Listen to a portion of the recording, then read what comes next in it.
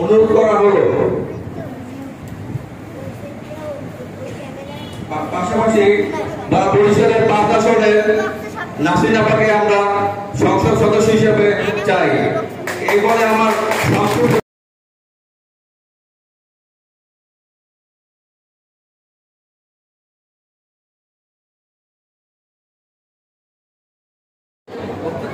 একত্রিশতম দাবি ক্রিকেট বিতরণের সমাবেশের সম্মানিত সভাপতি, মঞ্চে উপবিষ্ট দক্ষিণ বাংলার সন্তান, বারবার কারাবরণকারী নেতার নেত্রী,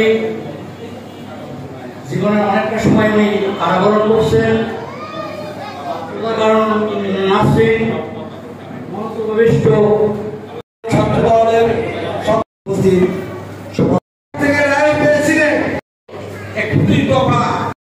উপস্থিত আজকে মহানগর যুগ্ম আহ্বায়ক বিএনপি সিনিয়র যুগ্ম বরিশাল মহানগর বিএনপির বিতরণ এবং তার পরবর্তী সমাবেশের সম্মানিত সভাপতি এবং আজকে সভা আমার মহানগর বিএনপির পক্ষ থেকে আমার ভারপ্রাপ্ত চেয়ারম্যান বিএনপির সাংগঠনিক অভিভাবক জনাব তারেক রহমানের পক্ষ থেকে জানাচ্ছি সংগ্রামী শুভেচ্ছা, বিপ্লবী অভিনন্দন।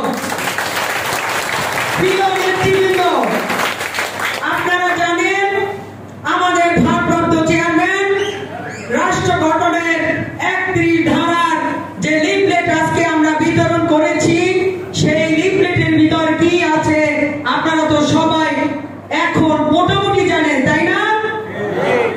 প্রতিটি দফায় রয়েছে আগামী বাংলাদেশ গঠনের মূল মন্ত্র।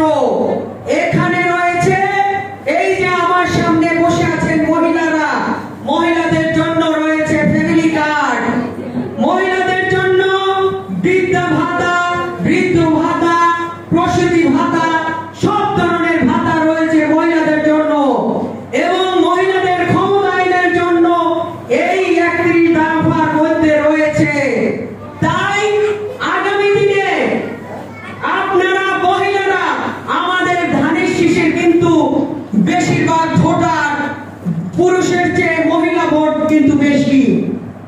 তাই আগামী দিনে আপনারা মহিলারা এখন থেকে ঘরে ঘরে চলে যাবেন। এই ৩১ দফা, এই আমাদের তারেক রহমানের ৩১ দফা নিয়ে আপনারা ঘরে ঘরে চলে যাবেন এবং ৩১ দফা সম্বন্ধে আপনারা ঘরে ঘরে গিয়ে মানুষকে বুঝাবেন।